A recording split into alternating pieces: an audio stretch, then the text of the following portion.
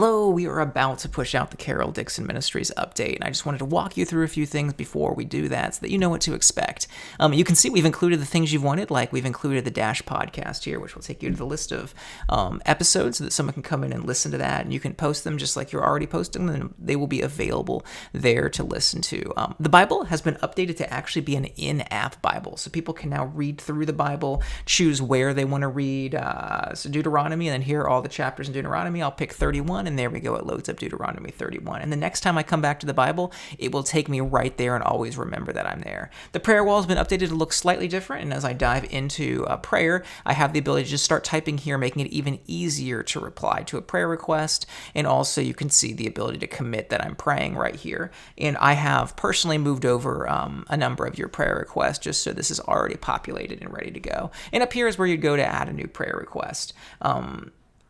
Honestly, that really walks through the main changes. The goal here was to have your app be basically the same. I guess one other thing is notifications now. This notifications button will actually take you to a list of the groups that you can send notifications to. So you can view notifications. I go up here. I should point out what I pressed there. I go up here to this button, and you can see there's an inbox, and this is where a list of notifications are. And what's cool here is I know something that's been requested, and there are no notifications yet. This is supposed to be blank, but it wouldn't be blank if you had sent notifications up to this point. But I know one thing that I believe even you have requested for Carol Dixon Ministries is that you want to be able to see previously sent notifications, and this now gives you that ability. Plus, you have this notifications button, which brings up all of the groups that notifications can be sent to. So someone can press that button and be like, oh yeah, I want notifications sent to leaders in eChurch, and I'm now accepting notifications. So as I pull that up again, you can see it's selected. But now if you remove any groups or add any groups,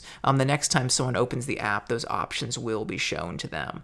The one final thing I wanted to walk through is that as I open this menu that I pointed out in the top left before, you can see it says connect to Tithely. There's an account option, log in, and sign up buttons. This is for someone to be able to log into Tithely, which offers a lot of advantages to them because as we chatted about before on the call with you, Fiola, that we've been working with Tithely to build this platform for over 4 years so that it can really be better than the FaithLink platform. And we've crossed that line in October, which is when we started talking with churches about moving their apps over to the Tithely platform, because it will still be working with me, and we didn't want to manage both platforms. We just needed to manage one, and now we've been able to add in all of the things we wanted to, including things like a dashboard, which I'm not even showing here. So when you see connect to Tithely, this does not mean that you have to use Tithely for giving. It's because Tithely is the platform that the account is under. So if I press the Connect to Tithely button, this screen comes up. And as people open the app when the update comes through,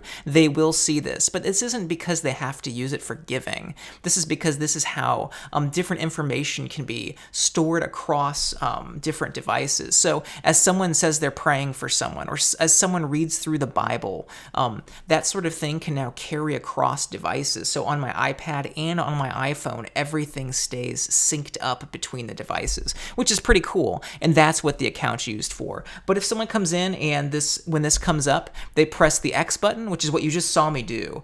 So that'll come up as they open the app. After they do that a few times, it will stop coming up. So it'll just come up a few times. It offers a lot of advantages. And if they say they don't want to do it the first few times and later on they change their mind, they can press the login button or the connect button. And the login button will take you right here where I can sign in, and the sign up button will take me right here where I can sign up for an account. But like I said, this doesn't really change anything. It doesn't commit them to give a different way, because the giving button in your app will still take someone to the same place it always has for giving, which as you can see here as it loads up. Other things is as someone does create that account, they'll be able to set up a profile and do things like set images and things, which is pretty cool. And that will, as the app is updated in the future, those profile images will be used more and more throughout the app, like what you can see here of me. So that walked through some of the cool things. I want you to be aware of the profiles and not feel like this is pushing you into actually use Tithely for giving. This would just be like seeing sign in for Facebook as you're using another product. it doesn't mean that you're using Facebook. It just means that Facebook is handling the sign in an account process. In this case, Tidely's actually handling the account, and that's why it shows that. And I mean that the app is built on the Tidely platform. I'm sure we'll chat more in the future, for many more years, in fact.